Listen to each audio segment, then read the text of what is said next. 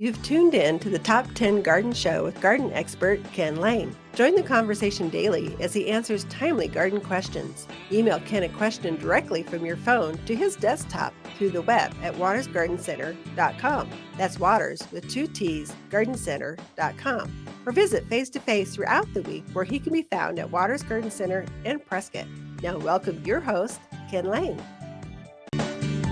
So the last of the vegetables, my summer vegetables, have been picked.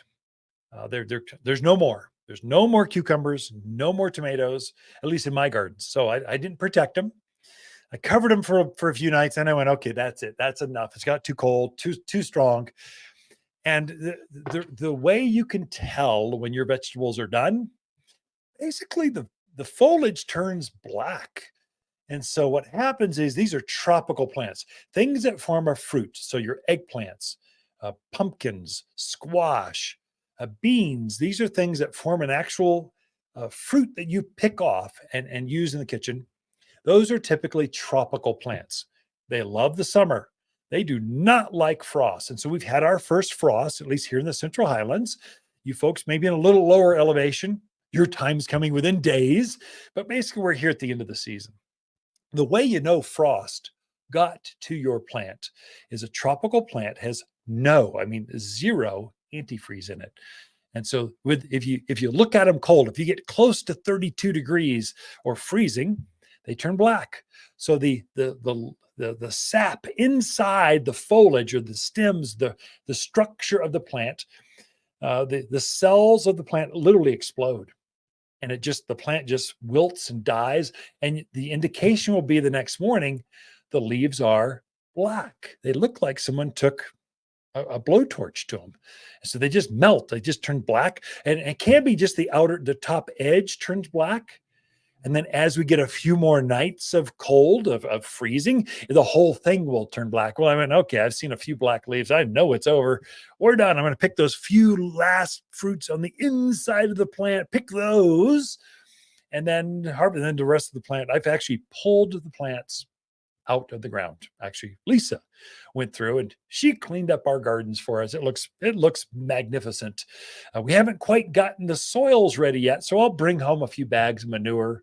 I'll spread that 2 to 3 inch layer over the entire garden area and let it just sit there and percolate all winter. Kind of let it go.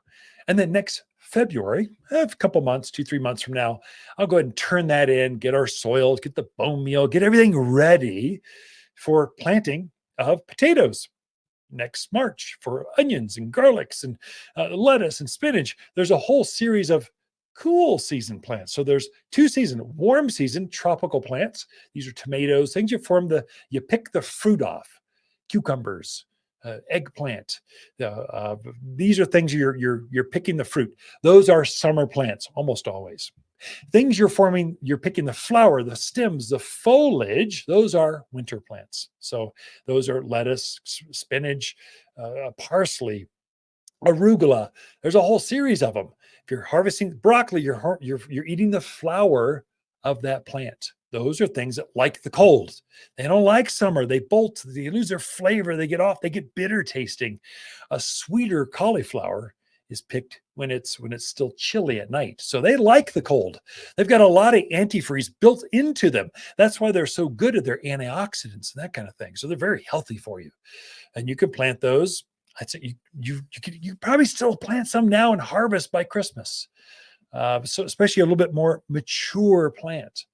And so by March, I'm starting to plant all those things. So my potatoes go in the ground, root crops, radishes and carrots, they go in then. So I'm getting my soils opened up. I'm getting some organic matter back onto a 2 to 3 inch layer, let it sit there. And then in February, I'd say between February 1 and Valentine's, sometime in there, I'll put my fertilizers down, get them ready, organics. I'll put my bone meal in there.